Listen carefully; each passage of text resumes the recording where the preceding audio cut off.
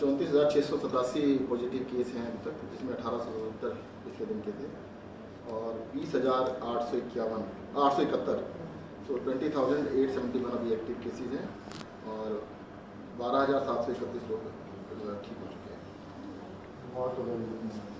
1,085 दिल्ली में अभी तक टोटल डेथ हो चुकी है। कल का कुछ आंकड़ा है सर? कल टोटल डेथ का 65%।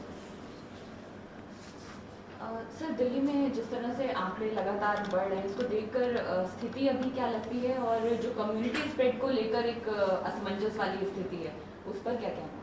देखिएगा, स्थिति का तो ये है कि केसेस लगभग 2 हफ्ते में डबल हो रहे हैं और अभी से नहीं, पिछले 2 महीने से लगभग यही ट्रेंड चल रहा है। हर 2 हफ्ते में केसेस डबल हो जाते हैं। उसका रीजन है कि भाई एक आदमी को लगभग 2 हफ्ते लगते हैं ठीक होने में, अगर वो ठीक होने से पहले 2 लोगों को भी इन्फेक्ट कर देता है तो डबलिंग रेट ही चल रहा है। जहाँ तक कम्युनिटी स्प्रेड की बात है, बहुत टेक्निकल टर्म है और इसको तो मुझे लगता है केंद्र सरकार की जो संस्थाएँ हैं, WHO है या बड़े बड़ी संस्थाएँ, वही बता पाएंगी कि कम्युनिटी स्प्रेड है या नहीं है। हाँ, ये जरूर है कि काफ़ी लोगों को फैल रहा है। लॉकडाउन दिल्ली में बढ़ाने को लेकर अटकलें लगाई जा रही हैं, इस पर क्या सर कुछ चर्चा है या सर? नहीं, लॉकडाउन बिल्कुल नहीं। दिल्ली हाईकोर्ट ने कल एक तल्ख टिप्पणी की और कहा है कि दिल्ली जो है वो कोरोना कैपिटल बनने की कगार पर है, क्या याचिका में की सुनवाई के दौरान? देखिएगा, मुझे ऐसा लगता है कि जो ये हुआ है ना, इसको देखना पड़ेगा किस कंटेक्स्ट में है। जो कोरोना है ये पूरी सेंचुरी के अंदर, पिछले 100 साल के अंदर 1918 में स्पेनिश फ्लू आया था, उसके बाद ये 100 साल के बाद एक इस तरह से बीमारी आई है, पूरी दुनिया के अंदर है। इसको ये कहना कि भाई यहाँ पर बहुत ज़्यादा है, यहाँ पर कम है, ये जरूर हो सकता है। कुछ आगे है, कुछ पीछे है। कुछ देशों में पहले हुआ तो वहाँ पे अब स्लो डाउन हो गया है, कम होना स्टार्ट हो गया है, जिसमें बाद में वो उसमें फास्ट हो रहा है। तो ये थोड़ा आगे पीछे की बात है, तो ये फैल बहुत तेज़ी से रहा है। और स्पेनिश फ्लू भी एक कोरोना वायरस था उस टाइम पर भी, और ये भी कोरोना वायरस है, जिसे नोवल कोरोना वायरस कोविड-19 का नाम दिया गया है। इसकी बस यही डेंजरस है कि ये फैलता बहुत ज़्यादा है, बहुत तेज़ी से फैलता है, बहुत जल्दी फैलता है। एनसीबी ने कल मौत को लेकर एक बड़ा आरोप लगाया था कि जितने आंकड़े जारी किए हैं उससे तकरीबन 2 गुना मौत हो चुकी है।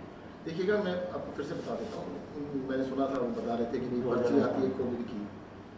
कोविड प्रोटोकॉल से जिनका संस्कार किया जाता है उसमें 2 तरह के लोग होते हैं। एक होते हैं जिनकी कोविड से डेथ हुई है, दूसरे होते हैं जिसको किसी भी तरह का शक होता है, सस्पेक्ट होता है। पर्ची एक ही जाती है कि कोविड प्रोटोकॉल से उनका संस्कार किया जाए, और जो लिखित में जाता है कि कोविड प्रोटोकॉल से संस्कार किया जाए। इसमें बहुत तरह के लोग होते हैं। मान लो एक किसी बुजुर्ग की डेथ हो गई, तो अगर परिवार में कोई भी पॉजिटिव था, जब सस्पेक्ट भी था तो कहते हैं यार सस्पेक्ट मान लो इसको, कि कैन बी सस्पेक्टेड, फैलना जाए। या कोई कह देता है कि जी इनको तो 4 दिन पहले बुखार आया था या कुछ भी बता दें तो उसको सस्पेक्ट मान लिया जाता है। तो corona suspect and corona positive दोनों को कोरोना प्रोटोकॉल से दाह संस्कार किया जाता है। और साथ ही साथ जो रिपोर्टिंग है, हमारे पास रिपोर्टिंग हॉस्पिटल्स करते हैं सारे, तो कई बार हॉस्पिटल की रिपोर्टिंग 2, 3, 4 दिन आगे पीछे नहीं होती। लेकिन डबल का अंतर सर होगा? नहीं, मैं बता रहा हूँ सस्पेक्ट बहुत बड़ी संख्या में बता रहे हैं कि 277 सस्पेक्ट है, उनको हमने अलग रखा है। ये 2098 में जो पर्ची आई है ये कंफर्म कोरोना डेथ है, उसको हम तो हमारे पास भेज देना, आपको पता नहीं मिल जाए, वो डिटेल हमारे पास भेज दें। सरकार ने पूरा सिस्टम बनाया हुआ है, हॉस्पिटल में जाता है, पूरी डिटेल जाती है। कई सारे केस ऐसे निकले जिनको कोरोना पहले डिक्लेयर कर दिया गया, उनकी रिपोर्ट मंगाई गई, नेगेटिव निकली। ऐसे भी केस निकले कि रिपोर्ट तो नेगेटिव थी, नाम कोविड पॉजिटिव दे दिया गया। अब ये बताइए, सरकारी रिकॉर्ड में आएगा, उसका नाम तो चाहिए, उसकी एज तो चाहिए, ये तो बेसिक डिटेल्स तो होनी चाहिए ना। ऐसे थोड़ा कि भाई हम कह दें कि भाई नंबर्स हैं, कल को आप ही हमसे पूछेंगे जी आपने कहा कि ये 1085, अगर मैं कहता हूँ ये 2000 है, 2000 की लिस्ट दे दो, आप उनसे लिस्ट मांग लो 2000 की, तो पता लगेगा। और उसकी रिपोर्ट मांग लीजिए, नेगेटिव की रिपोर्ट, उसकी पॉजिटिव रिपोर्ट है तो रिपोर्ट भी होनी चाहिए, और कहते हैं उसके लिए कंफर्म होना चाहिए। तो दाह संस्कार की कुछ जो तस्वीरें आई हैं, कई नेताओं ने ट्वीट किया। अजय माकन ने भी एक पंजाबी बाग शमशान घाट की तस्वीर ट्वीट करके कहा कि पहली बार उनके पास ऐसी कोई रिक्वेस्ट आई कि 3 दिन बाद की शमशान घाट में दाह संस्कार की तिथि मिली है। तो ये सर मौत के आंकड़ों पर जो सवाल उठ रहे हैं, और साथ ही साथ जो अंतिम क्रिया है उसको लेकर तैयारी में कहीं कमी है? देखिए, अंतिम क्रिया का जो सारा मैनेजमेंट है वो एमसीडी के द्वारा संभाला जाता है और उसको एमसीडी ही देखता है। सर इसके अलावा एक सेंटर की रिपोर्ट है जिसमें महाराष्ट्र, तमिलनाडु के साथ साथ दिल्ली और गुजरात का भी जिक्र है कि आने वाले महीनों में बिटवीन जून एंड अगस्त आपके पास आईसीयू बेड्स, वेंटिलेटर्स सारे कम पड़ेंगे, क्या इसके लिए कुछ तैयारी अलग से होगी? जी, हम अपनी तरफ से तैयारी कर रही हैं, और जो केंद्र सरकार ने कहा है तो उनसे भी रिक्वेस्ट करेंगे। उनके पास काफ़ी आईसीयू बेड्स हैं अपने अस्पतालों के अंदर। 13,000 बेड केंद्र सरकार के पास है, जिसमें से बड़ी संख्या में उनके पास आईसीयू बेड है, वेंटिलेटर बेड है। तो हम उनसे रिक्वेस्ट करेंगे कुछ बढ़ा। एमसीडी का ये भी कहना सर, उनके अस्पताल तैयार है लेकिन दिल्ली सरकार क्यों नहीं उनके अस्पतालों का इस्तेमाल कर रही है? इसमें हमने इस्तेमाल थोड़ा करना है, उनको ये आपको कोविड का इलाज करना है भाई। केंद्र सरकार ने किया, जो अपने जितने भी किए उन्होंने अपने आप किए ना।